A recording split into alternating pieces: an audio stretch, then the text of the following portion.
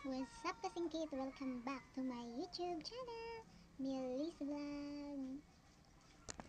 For today's video ay magchika-chika lang tayo, okay?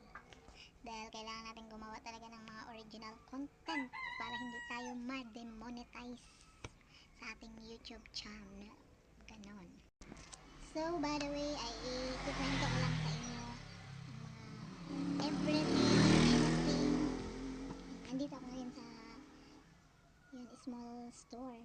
1 year ago is wala na talaga to. Yan, yan. Wala na yan.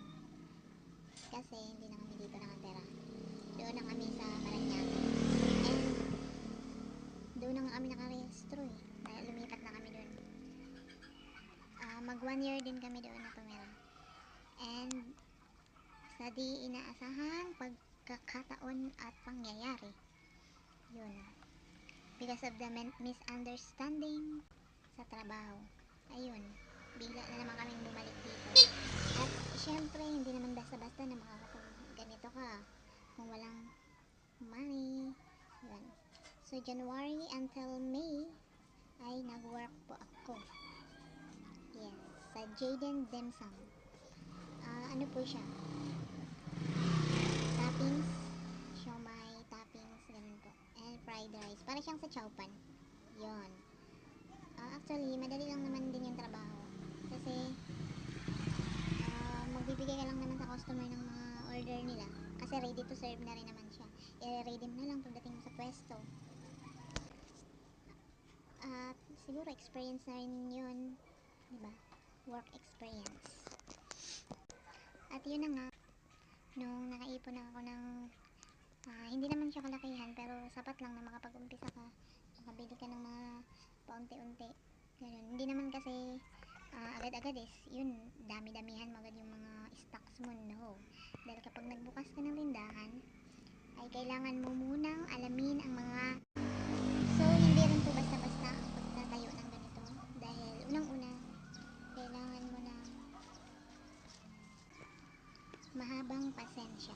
Yes, dahil kung sa trabaho ay meron tayong 8 hours to 12 hours na duty, sa ganito naman ay more than 16 hours, diba?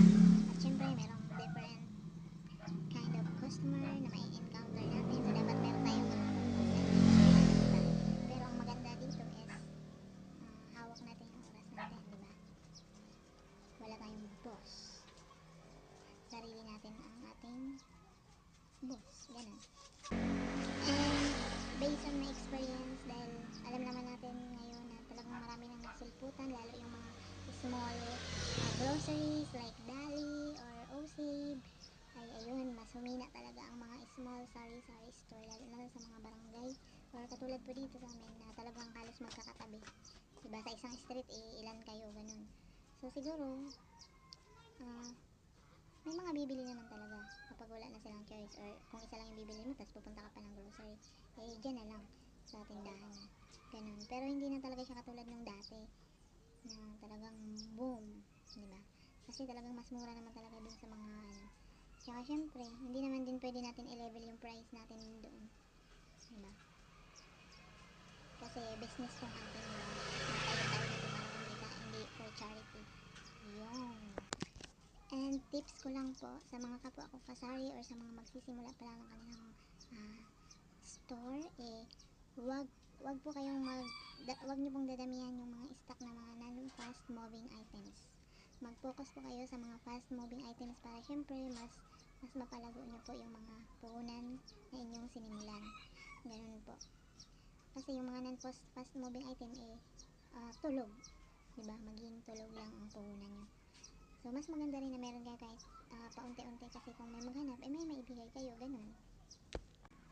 At sa pagiging tendera, dito nyo may experience na maaga kayo gigising at kayo na din ang huling matutulog.